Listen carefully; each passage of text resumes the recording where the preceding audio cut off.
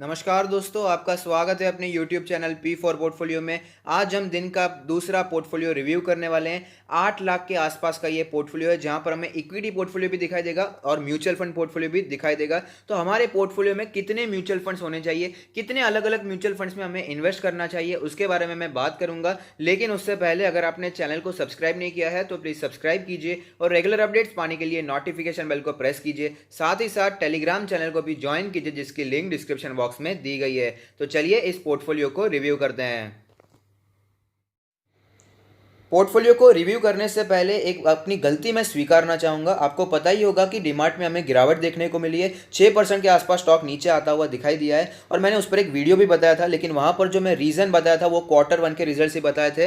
हालांकि मुझे बाद में एक कमेंट आया कि आज डीमार्ट गिरा है जियो मार्ट के प्रेजेंटेशन के बाद, थोड़ा रिसर्च करके बताओ भाई। एक्चुअली रिसर्च की थी, उस पर भी मैंने क्लिप बनाया था, लेकिन इस यूट्यूब वीडियो में मैं उसे ऐड करना भूल गया। ये मेरी गलती है, मैं इसे स्वीकारता हूँ। लेकिन ये जानकर मुझे बहुत ही अच्छा लगा है कि मेरे जो व्यूवर्स है वो काफ़ी एक्टिव है स्टॉक मार्केट में, हर एक न्यूज़ को फॉलो करते हैं और साथ ही साथ मुझे गलती पॉइंट आउट करके बता रहे हैं, जिससे मैं आगे जाकर अच्छा कंटेंट बना सकूं। तो आपके पास कोई सजेशन होता है, कोई फीडबैक होता है तो प्लीज़ कमेंट बॉक्स पर बताइए, जिससे हम अच्छे से अच्छा कंटेंट आपको सर्व कर सकें। आज डीमार्ट के वीडियो में मैंने एक्टिव और एग्रेसिव इन्वेस्टर्स के लिए 2000 का लेवल काफ़ी अच्छा लेवल बताया था, जहां से फ्रेश बाइंग थोड़ी थोड़ी क्वांटिटी में शुरू की जा सकती है। और वीडियो अपलोड करने के बाद काफ़ी मुझे कमेंट्स देखने को मिले, जो पढ़कर मैं बहुत ज़्यादा खुश हुआ हूं, क्योंकि मेरे वीडियो डालने से पहले ही काफ़ी लोगों ने 2000 के आसपास के प्राइस पर ही क्वांटिटी बना ली थी। क्योंकि मेरा मोटिव यही है कि ज़्यादा से ज़्यादा रिटेल इन्वेस्टर को अच्छे स्टॉक्स में अच्छे प्राइस पर दिलवा सकूँ। इसलिए आपका हर एक पॉजिटिव कमेंट मुझे और भी मोटिवेट करता है क्वालिटी कंटेंट बनाने में और अपलोड करने में। तो ऐसा ही प्यार आपका, ऐसा ही सपोर्ट हमें बनाए रखना।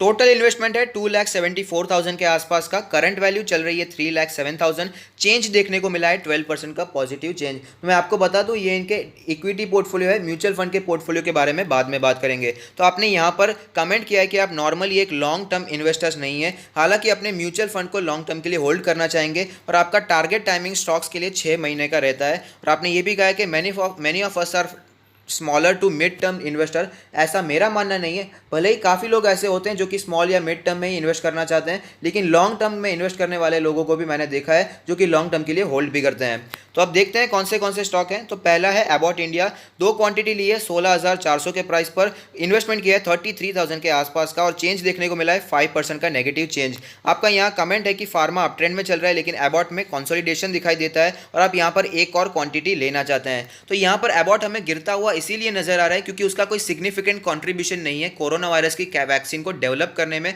और इसी वजह से एबॉट नीचे आ रहा है। लेकिन अच्छा स्टॉक है, लॉन्ग टर्म के लिए अच्छा पोर्टफोलियो में जगह दे सकता है। और साथ ही साथ आपने लेवल के बारे में बताया, तो जो 14,000 का लेवल है वो काफ़ी अच्छा लेवल है, जहां पर एक और क्वांटिटी आप ऐड कर सकते हैं।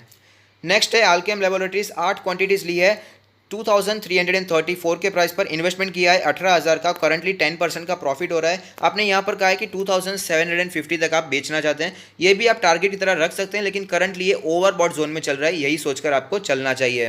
नेक्स्ट है आलोक टेक्सटाइल। 500 क्वांटिटी ली है 25 के प्राइस पर, इन्वेस्टमेंट किया है 12,000 के आसपास का। 30% का आपको प्रॉफिट हो रहा है। छोटा सा अमाउंट आपने यहाँ पर इन्वेस्ट किया है, आपको श्योर नहीं है कि कब इसमें से एग्जिट करना चाहिए। तो मेरा मानना है पेनी स्टॉक्स में जब आपको सेटिस्फैक्शन मिल जाता है कि बस इतना बहुत हो गया, इतने डिटेल्स मिल गए, अपना खुद का एक टारगेट सेट कर लो कि 25, 30, 50, 100 जो भी आप टारगेट फिक्स करोगे, उतना अगर रिटर्न्स मिल जाता है तो वहां से हमें निकल जाना चाहिए, ऐसा मेरा राय रहेगा। बाकी तो डिसीजन आपका है। नेक्स्ट है बाटा इंडिया। 6 क्वांटिटी ली है 1280 के प्राइस पर, 7,600 का इन्वेस्टमेंट किया है। करंटली फ्लैट रिटर्न्स हमें देखने को मिले। तो मैंने बाइंग लेवल्स बताए थे 1,250 के एग्रेसिव इन्वेस्टर के लिए, तो अब यहाँ पर ऐड कर सकते हैं, लॉन्ग टर्म के लिए अच्छा स्टॉक है। नेक्स्ट है भारती एयरटेल। 20 क्वांटिटीज ली है 558 के प्राइस पर, आपने इन्वेस्टमेंट किया है 11,000 रुपये का। करंटली फ्लैट रिटर्न्स यहाँ पर भी देखने को मिले हैं। तो आपने यहाँ पर ब्लॉक डील में लिया है, इसे आप थोड़े महीनों के लिए होल्ड कर सकते हैं। तो अच्छी बात है, स्टॉक अच्छा है। डिओपोली चल रही है, आपको पता ही होगा। जियो और भारती एयरटेल दोनों ही टेलीकॉम सेक्टर के स्टॉक्स बचे हैं, तो यहाँ पर लॉन्ग टर्म के लिए भी काफ़ी अच्छा स्टॉक है। और एड ऑन डिप की बात करें तो यहाँ पर थोड़ा बाय ऑन डिप्स के लिए थोड़ा सा वेट करना चाहिए, ऐसा मेरा राय रहेगा। नेक्स्ट है ग्लेनमार्क। 129 क्वांटिटीज़ ली है आपने 351 के प्राइस पर, 45,000 का आपको फिलहाल प्रॉफिट हो रहा है। 20% के प्रॉफिट में 45,000 का आपने इन्वेस्टमेंट किया है, सॉरी माफ कर दीजिएगा, और 20% का आपको यहाँ पर प्रॉफिट हो रहा है। Miss the golden chance to exit holding it and thinking of booking partially profit around 500। तो मेरा भी मानना यही रहेगा, इसे लॉन्ग टर्म के लिए होल्ड किया जा सकता है। इसकी बैलेंस शीट काफ़ी क्लियर है, कंपनी अच्छा परफॉर्म करता हुआ नजर आ रहा है। अगर आपने वो जो जंप देखने को मिला था वहाँ पर प्रॉफिट बुकिंग नहीं की है तो आपकी मर्जी रहेगी कहाँ पर प्रॉफिट बुकिंग करना चाहते हैं, लेकिन लॉन्ग टर्म के लिए ये भी काफ़ी अच्छा स्टॉक है।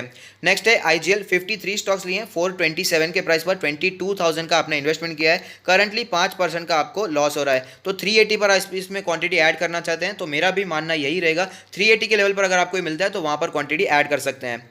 नेक्स्ट है इप्का लैब, 16 क्वांटिटीज ली है 1562 के प्राइस पर, इन्वेस्टमेंट किया है 25,000 का, 13% का आपको यहाँ पर प्रॉफिट हो रहा है। आपने यहाँ पर कहा है कि 1800 के प्राइस पर आप यहाँ पर प्रॉफिट करना बुक करना चाहते हैं पार्शियली, तो 1800 के आसपास से फिलहाल पहुंच चुका है, 1778 का ही यहाँ पर प्राइस दिखाई दे रहा है। तो इस हिसाब से आप एज पर योर कन्वीनियंस यहाँ पर आप प्रॉफिट बुकिंग कर सकते हैं। नेक्स्ट है लॉरस लैब्स, 120 क्वांटिटी ली है 477 के प्राइस पर, 57,000 का इन्वेस्टमेंट किया है। करंटली आपको 31% के आसपास का प्रॉफिट हो रहा है। तो आप यहाँ पर कह रहे हैं कि पार्शियली प्रॉफिट बुकिंग के बारे में सोच सकते हैं, लेकिन यहाँ पर आप कंफ्यूज है, प्रमोटर्स यहाँ पर होल्डिंग बढ़ा रहे हैं तो उससे हमें पॉजिटिविटी देखने को मिल सकती है। अच्छा शेयर है लॉन्ग टर्म के लिए, लेकिन आपने कहा कि आप शॉर्ट टर्म के इन्वेस्टर हैं तो शॉर्ट टर्म के लिए 30 to 35% के रिटर्न्स काफ़ी अच्छे होते हैं, तो यहाँ से कम पार्शियली प्रॉफिट बुकिंग के बारे में सोचना चाहिए क्योंकि काफ़ी ज़्यादा ऑलरेडी ऊपर निकल चुका है। नेक्स्ट है मुथूट फाइनेंस, 20 क्वांटिटी ली है 1149 पे, 23,000 के आसपास का आपने यहाँ पर इन्वेस्टमेंट किया है, 1.5% का आपको लॉस हो रहा है। तो आपने यहाँ पर इसीलिए बाइंग किया है कि स्प्लिट की कोई न्यूज़ आ रही थी, फोमो में आप आ गए थे। तो मेरा मानना है अच्छा शेयर है, गोल्ड फाइनेंसिंग में काम करता है, फाइनेंस में अगर कोई आप एनबीएफसीज में ले रहे हैं तो चुनिंदा शेयरों में से ये भी एक अच्छा शेयर है, लॉन्ग टर्म के लिए काफ़ी अच्छा है। नेक्स्ट है पीडीलाइट इंडस्ट्री, 8 शेयर्स आपने लिए हैं 1379 पर, 11,000 का इन्वेस्टमेंट किया है। करंटली फ्लैट रिटर्न्स देखने को मिले हैं। मैंने आपको एक बाइंग लेवल बताया था 1350 के आसपास का, और आज उसी के लेवल के आसपास आया है, तो वहाँ पर आप क्वांटिटी ऐड करने के बारे में सोच सकते हैं।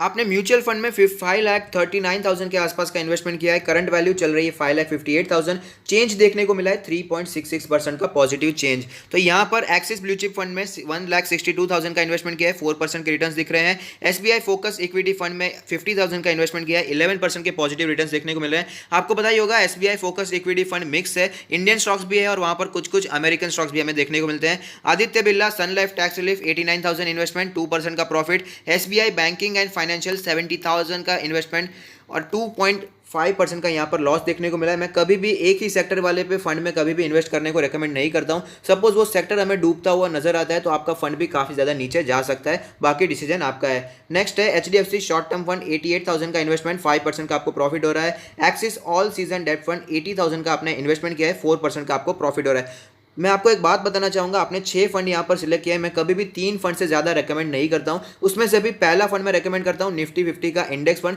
क्योंकि वो एक पैसिव फंड है, वहाँ पर एक्सपेंस रेशियो काफ़ी कम होता है और साथ ही साथ हमारी इकोनॉमी को रेप्लिकेट करता है। वहाँ पर सिर्फ और सिर्फ फंडामेंटली स्ट्रॉन्ग स्टॉक्स ही रखे जाते हैं।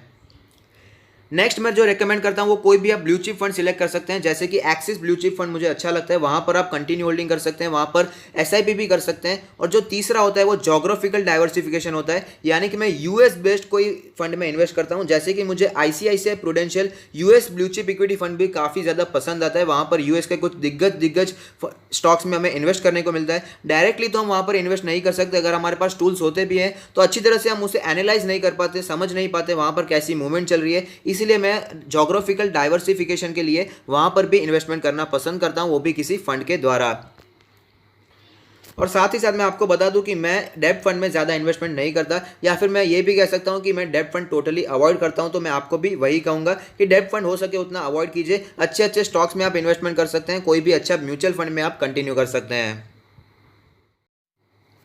आपने यहाँ पर कमेंट किया है कि आप जब मार्केट गिरेगी तो आप एक स्मॉल कैप फंड भी ऐड करना चाहते हैं, एसबीआई का या एक्सिस का। तो मैं किसी भी स्मॉल कैप फंड में इन्वेस्टमेंट करने से बचता हूँ, इसीलिए मैं आपको भी यही रिकमेंडेशन दे सकता हूँ कि एसबीआई या एक्सिस कौन से भी स्मॉल कैप फंड में इन्वेस्टमेंट करने से बचे, क्योंकि काफ़ी ज़्यादा वॉलेटाइल होते हैं। रिटर्न्स देंगे तब बहुत ज़्यादा दे देंगे, जब टूटेंगे तो भी बहुत ज़्यादा टूट जाएंगे। और जब भी मुझे स्मॉल कैप में इन्वेस्ट करना होता है मैं डायरेक्टली स्टॉक्स में करता हूँ, क्योंकि वहाँ पर मैं अच्छी तरह से एनालिसिस कर पाऊंगा और साथ ही साथ कितना वेटेज कौन से स्टॉक को देना है वो भी मेरे हिसाब से मैं कर पाऊंगा। इसीलिए मैं आपको भी वही राय दूंगा कि स्मॉल कैप में इन्वेस्टमेंट करना है तो डायरेक्टली स्टॉक्स में कीजिएगा।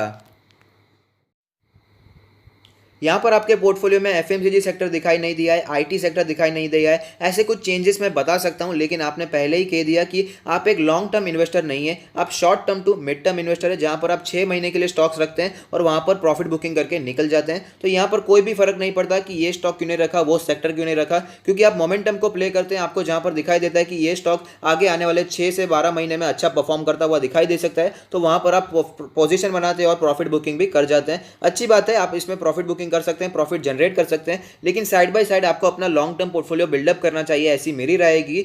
बाकी तो डिसीजन हमेशा आपका है। तो अगर आपको ये वीडियो पसंद आता है तो लाइक कीजिए, शेयर कीजिए, कमेंट कीजिए, सब्सक्राइब कीजिए और मुझे मोटिवेट कीजिए। Thank you, stay happy, happy investing.